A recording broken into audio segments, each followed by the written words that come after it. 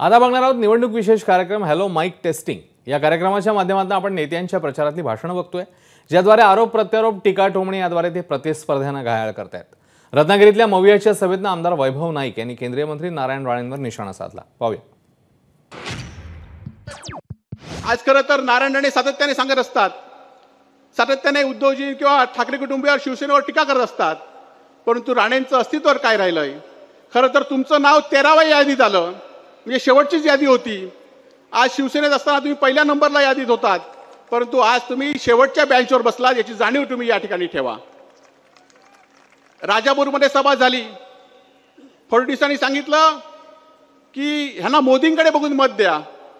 अमित शहानी सांगितलं मोदींकडे बघून ह्यांना मत द्या, म्हणजे त्यांना पण कळलंय की नारायण राणेंकडे बघून कोणी मत देणार नाहीत। एबीपी माझा, उघडा डोळे बघा नीट।